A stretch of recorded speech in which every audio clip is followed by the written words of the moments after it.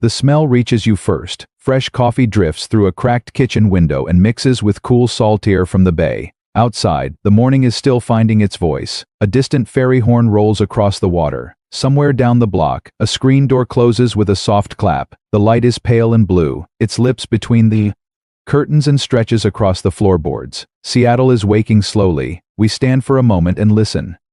A car passes on wet pavement, not fast, not hurried, just a quiet hum fading into the distance. The streetlights are still glowing, though their job is nearly finished. Above them, the sky is turning lighter by the minute. You pull on a jacket before stepping outside. The air carries that familiar Pacific Northwest chill, even in summer.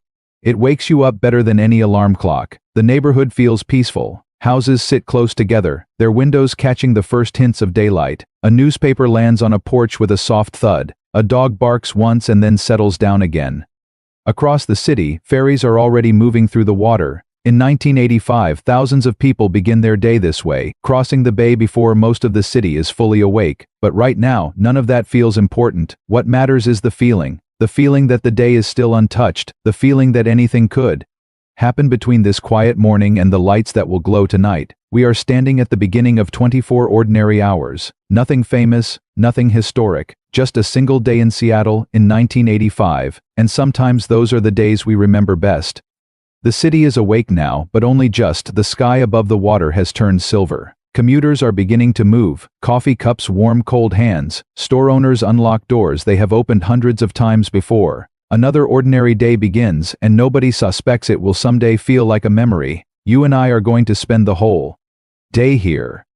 We will follow Seattle from this cool morning light all the way to nightfall. We will walk the streets, listen to the sounds, and notice the little things that usually pass by unnoticed, the small routines, the familiar faces, the places people trust enough to visit every day. There is no rush. We have 24 hours ahead of us.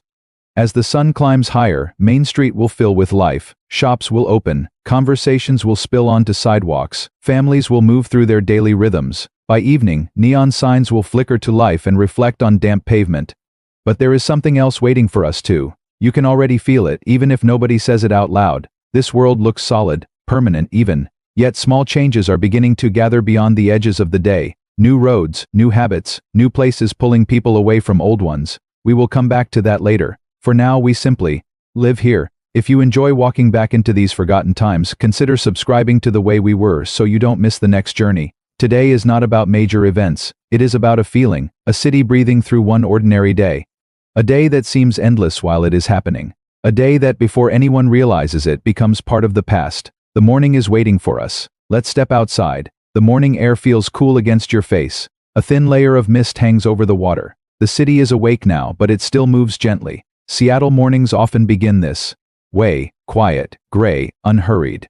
We walk down a neighborhood street lined with modest homes. Porch lights click off one by one. Curtains open. Kitchen windows glow with warm yellow light. The smell of toast and coffee drifts into the street. A newspaper rests on nearly every doorstep. In 1985, home newspaper delivery is still part of daily life for many families. Before the internet, before smartphones, the morning paper is how much of the city learns what happened while they slept. A man bends down to pick up his copy. Another folds his under one arm while heading toward a parked car. The small routines feel almost invisible while they are happening. Yet these are the details that stay with us. At a nearby intersection, traffic begins to gather. Nothing dramatic, just the steady movement of people heading toward work. Pickup trucks, family sedans, delivery vans carrying supplies for businesses that will soon open their doors. The streets shine from overnight moisture. Every passing headlight leaves a brief reflection on the pavement. A city bus pulls to the curb with a soft hiss. A handful of passengers climb aboard. Most are quiet. Some stare out the window. Others cradle coffee cups as the bus eases back into traffic. The day is beginning in hundreds of different ways. Downtown, office lights are already glowing in upper floor windows. Elevators rise and fall. Secretaries organize desks. Maintenance crews finish their rounds before the busiest hours arrive. Near the waterfront, ferries continue crossing Elliott Bay. Their horns drift through the cool air. The sound feels distant and comforting at the same time. We pause for a moment and listen. It is a sound that belongs to this city. One blast echoes across the water and disappears into the morning haze. If you grew up in this era, you remember sounds like this, not because they were special. Because they were every day. That is what makes them powerful now. A small diner opens its front door. Inside, the coffee has been brewing for hours. The scent fills every corner of the room. A waitress greets regular customers by name. Some sit in the same booths they have used for years. The conversations are familiar. Weather, work, local sports, plans for the weekend. Nothing life-changing. Yet there is comfort in hearing the same voices each morning. Outside, more businesses begin preparing for the day. Window shades roll upward. Delivery drivers carry boxes through back entrances. Handwritten signs appear in display windows. The city is stretching awake. The pace remains steady. Nobody seems rushed, at least not yet. We continue toward downtown. The skyline rises ahead, softened by low clouds. In 1985, Seattle is growing, but it still feels smaller than many American cities. The skyline is recognizable, yet it does not dominate everything around it. Neighborhoods still feel close, personal, connected.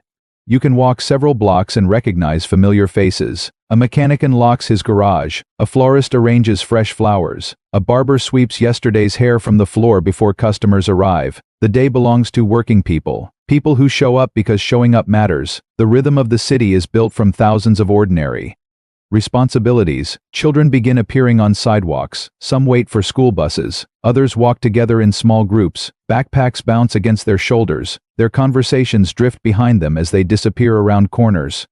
For them, this morning feels completely normal. Just another school day. Just another Wednesday. They have no reason to imagine that decades later, someone might wish for one more chance to stand in this exact moment. The sun pushes through a gap in the clouds. For a few minutes, the city brightens. Windows sparkle. Water glimmers. The morning feels full of possibility. The best part is that nothing extraordinary needs to happen.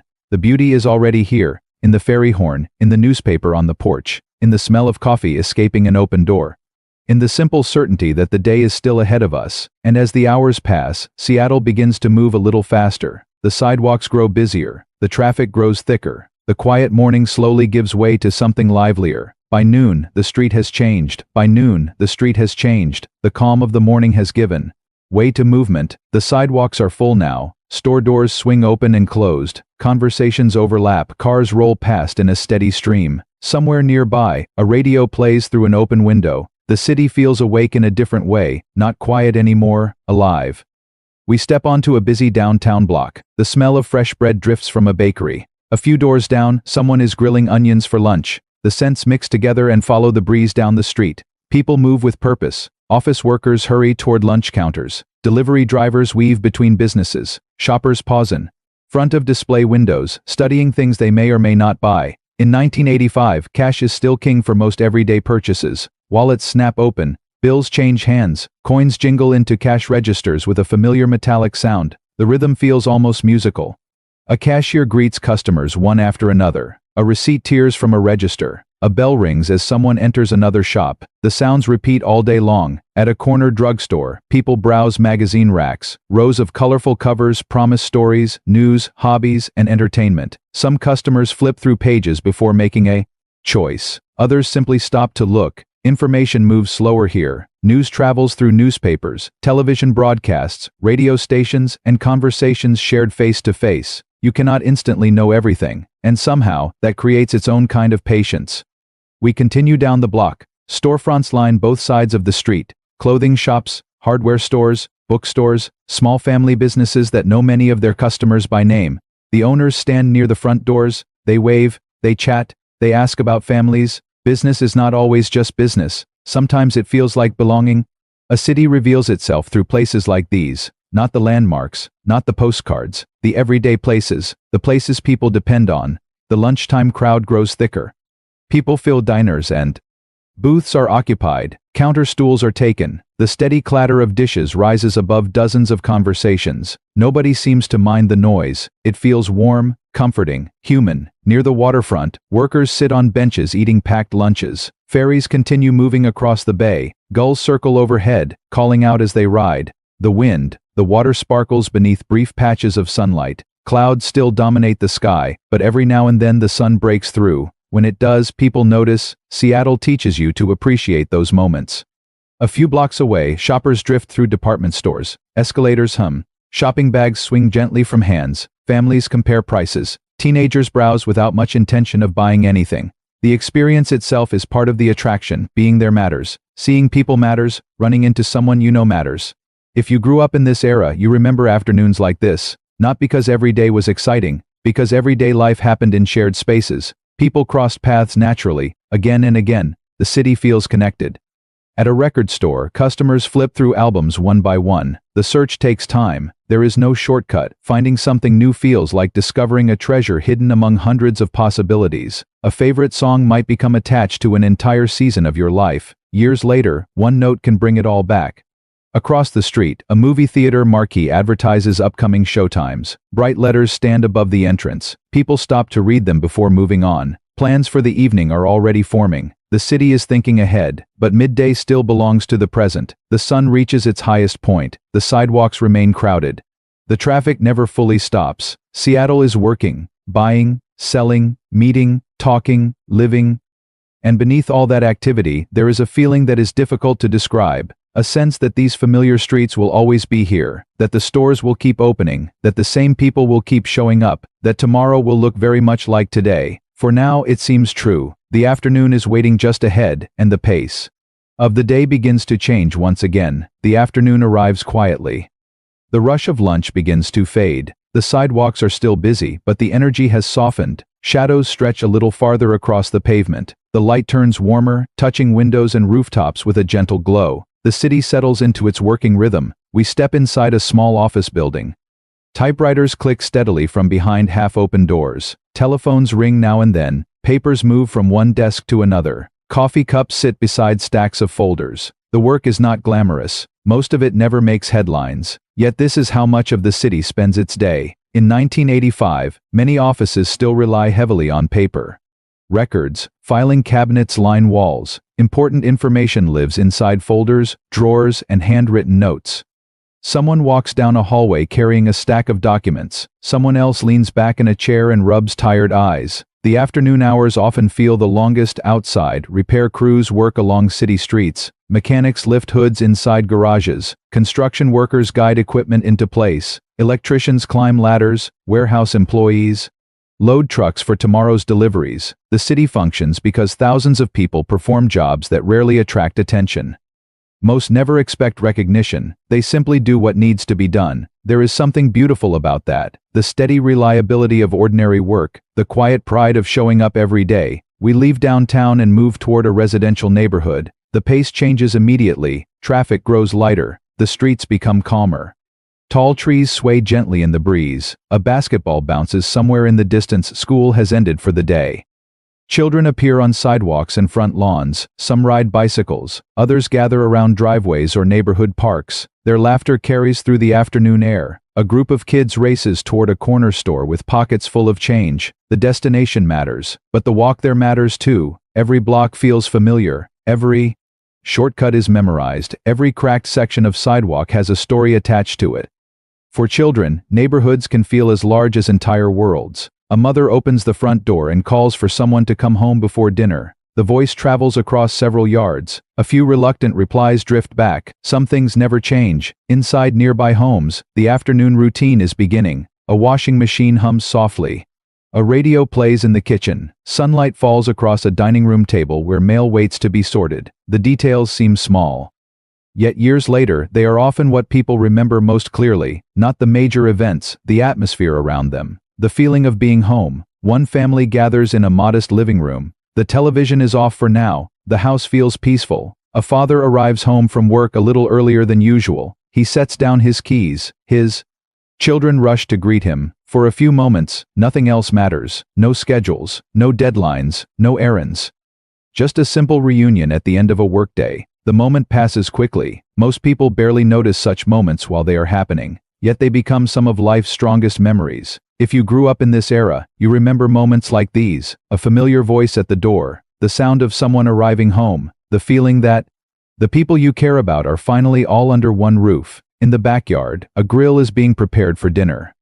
The scent of charcoal drifts through the neighborhood. Across the fence, neighbors exchange a few words. Nothing important, just conversation. The kind that happens naturally when people live near each other long enough. Many neighborhoods still feel deeply connected. People know names, they recognize faces, they keep an eye on each other's homes when someone is away. Trust grows through repetition. One ordinary day at a time, the afternoon sun begins its slow descent.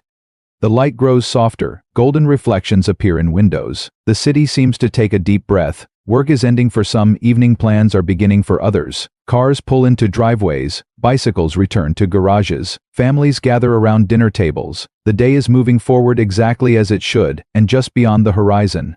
The first lights of evening are preparing to appear. Evening arrives on a wash of gold and blue.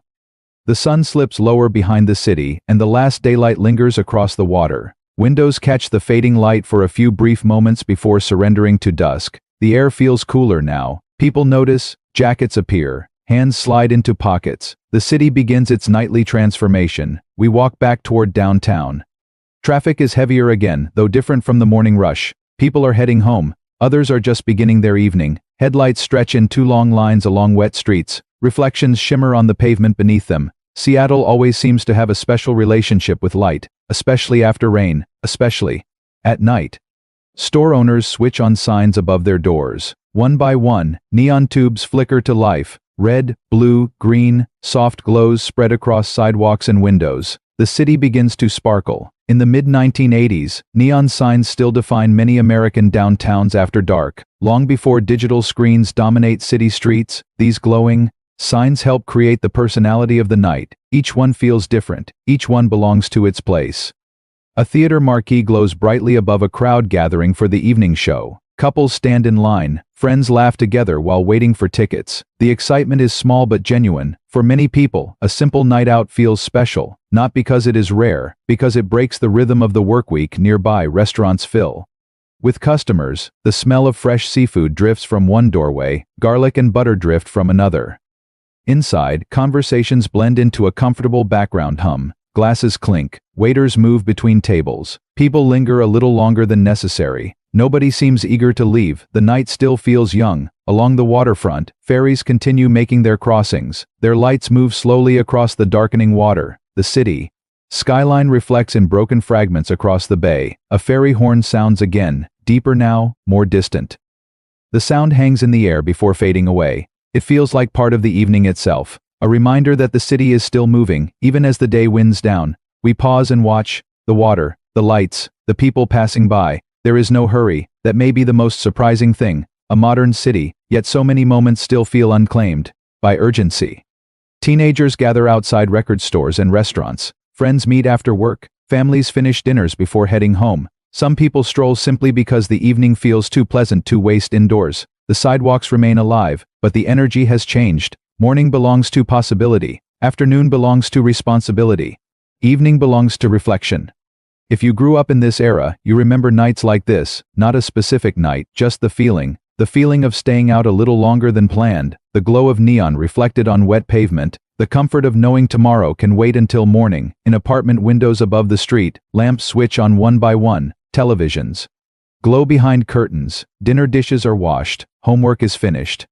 The familiar routines of home quietly continue. Elsewhere, the city enjoys its final hours of activity. A late movie begins. A restaurant serves its last tables. A bartender wipes down a counter while regular customers finish their conversations. Nothing dramatic happens. The city simply lives. That is enough. The sky grows darker. The crowds begin to thin. Storefronts empty. Doors lock.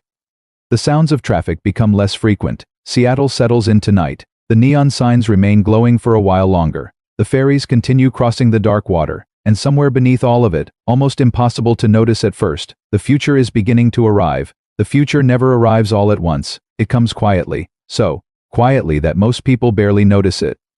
On a night like this, in 1985, the city feels permanent. The stores seem established. The neighborhoods feel secure. The routines appear endless. Tomorrow will come. Then another tomorrow, and another after that. That is how it feels. But change is already moving through the background, not as a disaster, not as a sudden ending, just a gradual shift. New highways make it easier to travel farther from downtown. Shopping begins gathering in larger centers. More people choose convenience over familiarity. A quick drive replaces a walk down the street, one small decision at a time, one family at a time, 1 year at a time. The changes are understandable. Most of them even make life easier, yet something subtle begins to fade. The bookstore where the owner knows your name, the neighborhood shop that has stood on the same corner for decades, the habit of running into friends without planning to, the feeling that an entire community shares the same gathering places. Children grow up and leave for new opportunities. Some return, many do not. Parents stay behind in the homes where those children once raced through hallways and across backyards. The city keeps growing, buildings rise, neighborhoods change, new businesses arrive, old businesses quietly disappear, and often there is no grand farewell. One day a familiar sign is simply gone. One day a storefront stands empty. One day a place that seemed permanent exists only in memory. That is how most worlds end, not with a dramatic moment, with a slow turning of the page. Seattle continues forward, as every city must. But the Seattle we have spent this day exploring begins to drift farther away with each passing year. Not lost, just becoming history. Maybe you remember a street like this. It may not have been Seattle. It may have been a small town, a suburb, or a neighborhood in a completely different part of the country. But when you close your eyes, certain details return immediately. The sound of a screen door closing, the smell of coffee before sunrise, the glow of a storefront on a rainy evening, the familiar route home. Memory rarely saves entire days. Instead, it keeps fragments, a voice calling from another room, a bicycle leaning against a fence, a favorite booth in a diner, the way streetlights look through a windshield at night. For years, these moments seem ordinary. Then one day you realize they are gone, and somehow they become precious. Perhaps that is why places like this stay with us. Not because they were perfect. Every era has its challenges, every generation faces its own worries. What we miss is not perfection, we miss connection.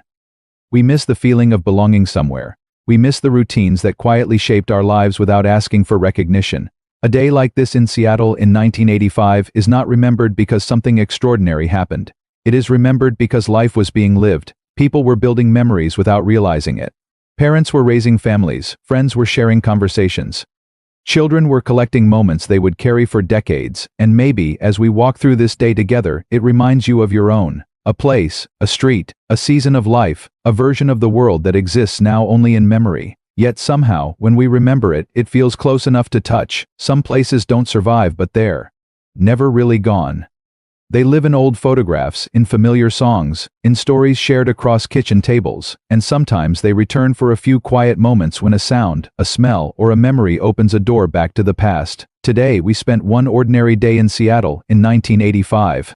We watched the city wake beneath gray skies. We walked busy streets at midday. We followed families through the gentle rhythm of afternoon, and we stood beneath neon lights as evening settled over the water. Nothing extraordinary happened, and that is exactly why it matters. The ordinary moments are often the ones that stay with us longest. If this journey brought back a memory, leave a comment and tell us about it. And if you enjoy walking through these forgotten days, subscribe to The Way We Were so you don't miss the next journey. Some places don't survive, but they're never really gone. As long as we remember them, a small part of them remains. So before you go, tell me this. What place from your past would you spend one more ordinary day exploring?